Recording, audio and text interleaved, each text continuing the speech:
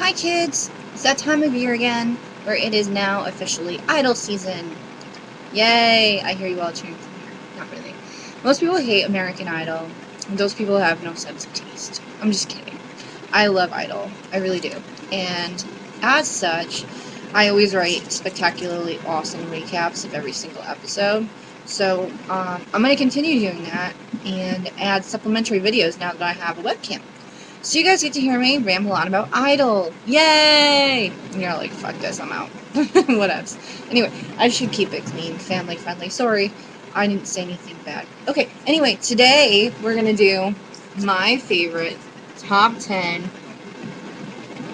underappreciated Idol runner-ups. I want to talk about 9 contestants on American Idol who didn't win the show, who weren't big names, but were really awesome, and you should listen to them because they are really awesome. I'm gonna obviously exclude Clay Aiken, Chris Daughtry, and Adam Lambert because they're mega stars nowadays, and whether you love them or hate them, it's the truth. They're big names everywhere. So, and they kind of overshadowed the winners of each of their seasons, pretty much. As much as I love Chris Allen, Adam Lambert just blows him out of the water, and it kind of sucks. Anyway, so here's my first one. I'm gonna go reverse order.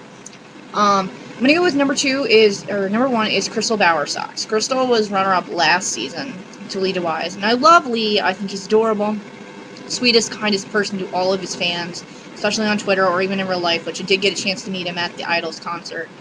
But, Crystal, like, just listening to her solo stuff that comes up on Last FM every once in a while is just mind-blowingly good.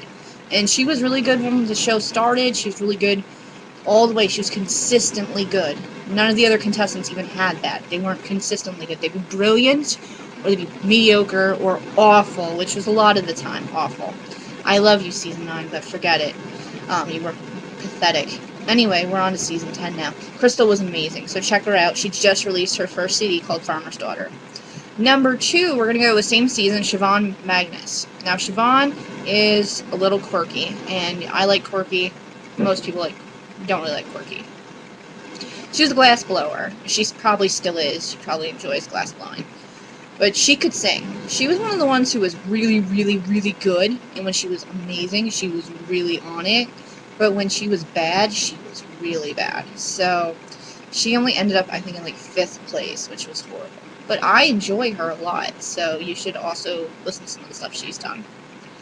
Number 7 is, and I put an asterisk next to her because she was an asterisk cast member that season because she'd already had a recording contract under her maiden name, which is kind of tricky if you think about it. Carly Smithson was originally Carly Hennessy, who was Ireland's answer to Britney Spears at the time. Her album, I think, sold 300 copies, and that was it. So she got dropped from her record label. So she auditioned for Idol. Cool.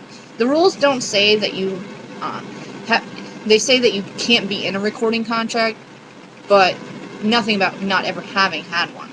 So she auditioned, and she was magnificent. Woman can sing. Nowadays, you can find her with the remnants of Evanescence's old band, well, Amy Lee's old band, I should say, headed by Ben. I forget his last name, but Ben, he created a new band called We Are the Fallen with everybody from Evanescence except Amy Lee, because apparently she's a diva.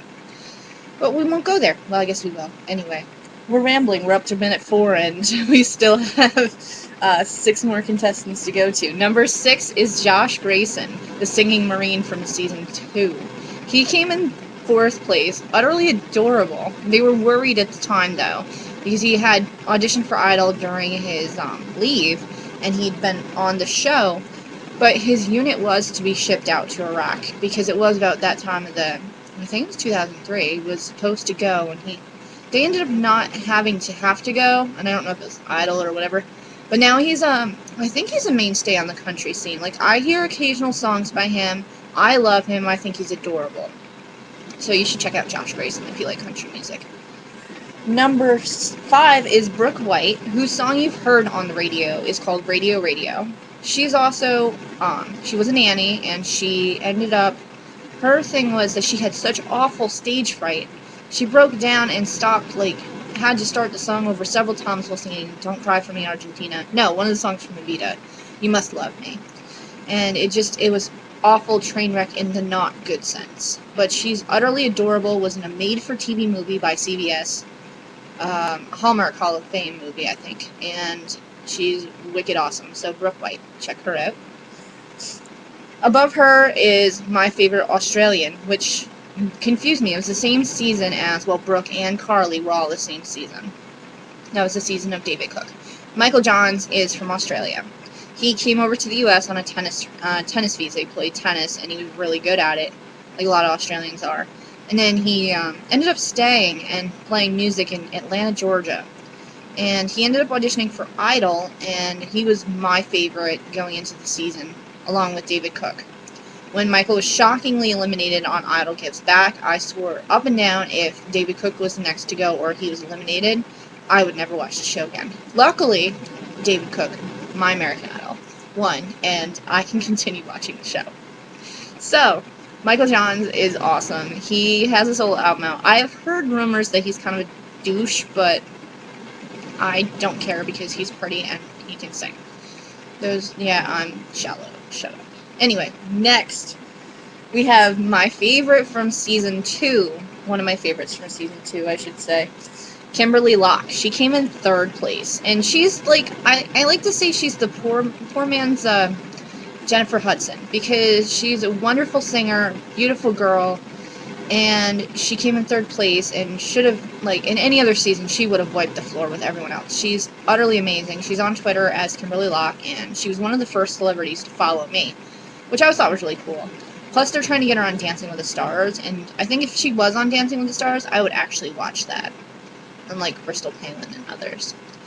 Anyway, number 3 is Allison Irahita. Now, I missed Season 8 due to not having cable and horrible internet, and it was very traumatic because I missed Adam Lambert and Chris Allen, and apparently I missed Danny Goki, but I guess I wasn't missing much.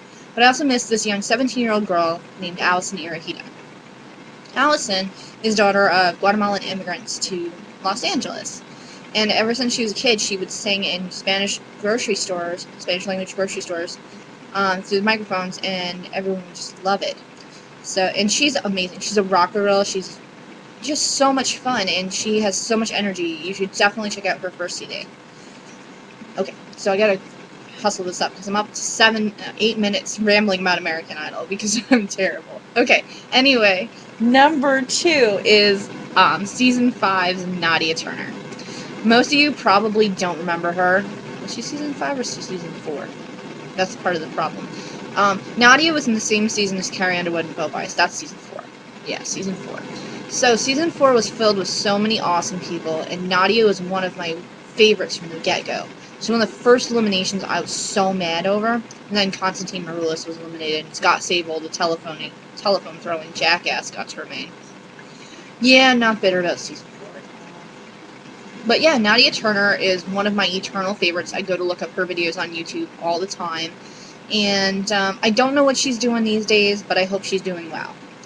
So, finally, my number 1 underappreciated artist, drumroll, is Elliot Yamin. Elliot was a 3rd place finisher on Season 5. He was utterly, utterly adorable. He and his mom would hang out all the time, and she'd be on the TV all the time, and he did everything for her. And I think he has trouble hearing. Like, he has a hearing disorder of some sort. So we couldn't hear a lot of what he was singing, but he could sing so magically and wonderfully. And I feel like, again, any other season, he probably would have come either 2nd or 1st. Especially after last season. If he'd been in Season 8, he would have, Season 9, he would have won it, excuse me.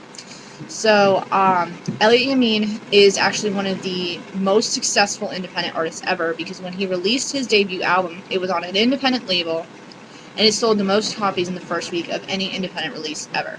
So if you get a chance to listen to Elliot Yamin, do so, because you will not regret it.